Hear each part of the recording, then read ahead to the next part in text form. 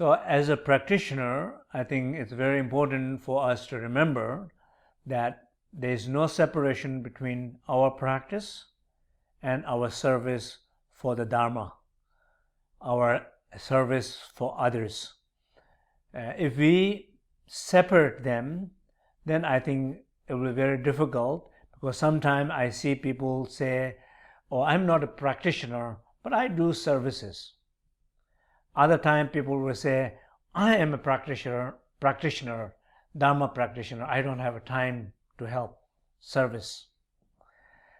And then there are in between, there are people who are kind of understand and trying to understand and trying to work, that trying to make their practices and services together, but they also sometimes face challenges. So I want to talk a little bit about that.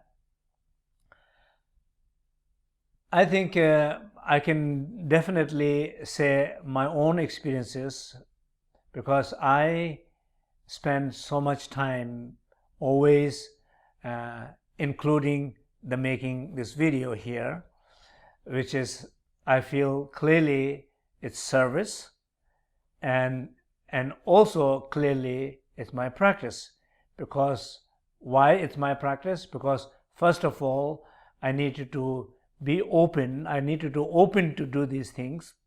It's not necessarily always you find openness to do things, and also the intention from that openness, I'm clearly wishing that this will help other people who, like myself, and students who are in that situation, so who are practitioner and trying to also serve.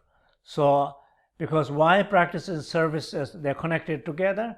Because whenever we're trying to serve, it's not easy, because serving means, like for example, I give one example. I tell students who are trying to help their old parents. So when you're trying to go to help old parents, what are you trying to do? You're trying to bring a lot of rules. Or you have to take medicine, you should not drink, you should go to bed, you should not do this, do that. You are bringing so much rules and trying to force somebody to do something. And when somebody does not do what you want, you get hurt. Your ego get hurt. You feel pain. You get upset. And then you get angry. Then you're trying to, you stress out. So when you stress out, when you're stressed out, you cannot help old parents to relax. Because stressed out person can not help somebody to relax. And you're unhappy. Unhappy person can try not, it's very hard to make somebody happy. So it's very important that when you go through that transition, you know, okay, it's me. I'm here to help this person. Whatever this person needs it, I should do it. It's not me. It's the other person whom I'm trying to help. It's not me, it's this group. I love the teaching. I love this group. I trust in these practices, and I'm trying to help. So now it's not about me. It's about the group. It's about the other people. So you are kind of being conscious of your own pain and ego, and you are open and able to go beyond that, able to see and connect with people and the collective purpose, and you're acting out from there. That is a practice. That is clearly a practice. Why is a practice? Because you are able to overcome your pain. You're able to transcend your fear, your ego.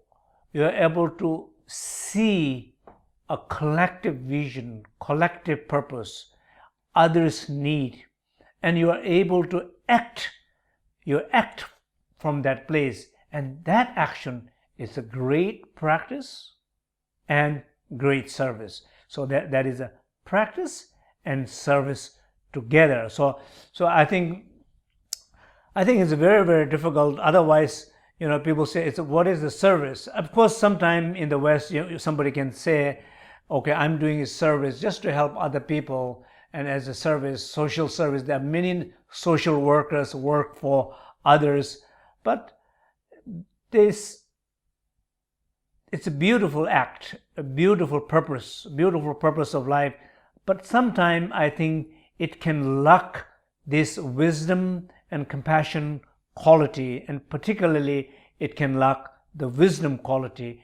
It can lack that selflessness quality, and it can lack also that really genuinely be interested in and trying to be conscious of one's own pain and trying to keep oneself lower and keep others higher and others' purposes more, that consciously making those decisions because that is my wisdom practice, that is my self-realization practice, that is my ultimate practice, because the service has been part of it.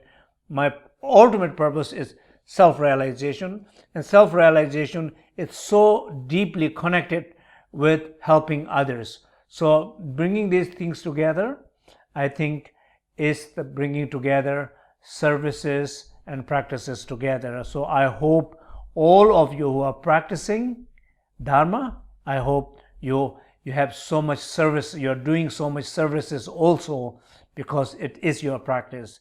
And people who you're doing services, I hope your principles of wisdom and compassion, it's very much well integrated in your social services with others, so that your spiritual practice is also growing through your social services. Thank you.